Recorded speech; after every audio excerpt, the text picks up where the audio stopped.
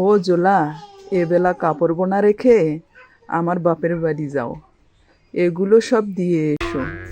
দাও দেখি, এখনই দাও। কতদিন শ্বশুর বাড়ি যাই না, একটু ভালো মন্দ খেয়ে আসি। তাড়াতাড়ি দাও, তাড়াতাড়ি দাও। তোমার খালি খাই খাই, দেখে শুনে যেও, বুঝলে? আচ্ছা।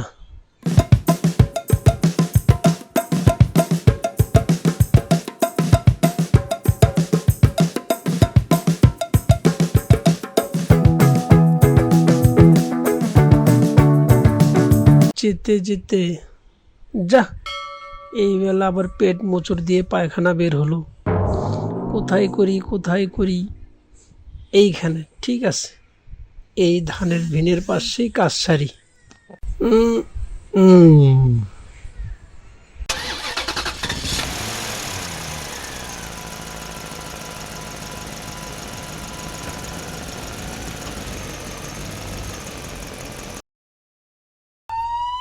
এ কি, আমার গুগুলো একা একাই চলে যাচ্ছে কি করে? ব্যাপার কি? হ্যাঁ, ও, বুঝতে পেরেছি। আমার গুয়ের অনেক দাম, অনেক মূল্য, তাই একা একাই চলে যাচ্ছে। যাক যাক, আজকে থেকে পায়খানা নিয়ে আর চিন্তা নেই। যেখানে খুশি সেখানেই পায়খানা করা যাবে। দেরি হয়ে গেছে, তাড়াতাড়ি যাই, তাড়াতাড়ি যাই।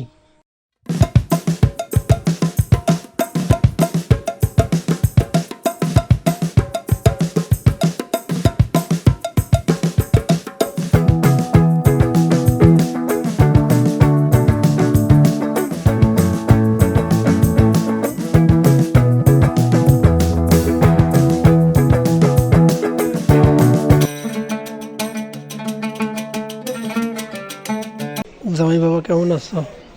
বাড়ির সবাই কেমন আছে? আমার মেয়ে কেমন আছে? ভালো আছে, বাড়িতে সবাই ভালো আছে। তুমি খেয়ে দিয়ে ঘুমিয়ে পড়ো, কাল সকালে কথা হবে। আচ্ছা বাবা, ঠিক আছে। বাবা কেমন আছো? ভালো, বাড়িতে সবাই ভালো আছে। তুমি মুখ হাত ধুয়ে ঘরে এসো, আমি খাবার দিই। এই নাও, আরেকটু নাও। আমি আর খেতে পাচ্ছি না মা। খাও বাবা, আরেকটু খাও, খেয়ে দিয়ে ঘুমিয়ে পড়ো। আচ্ছা।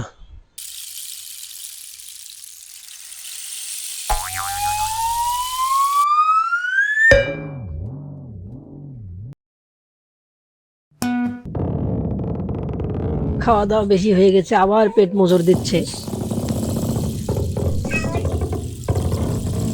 এত রাতে আবার পেট ডাকাডাকি করে কেন?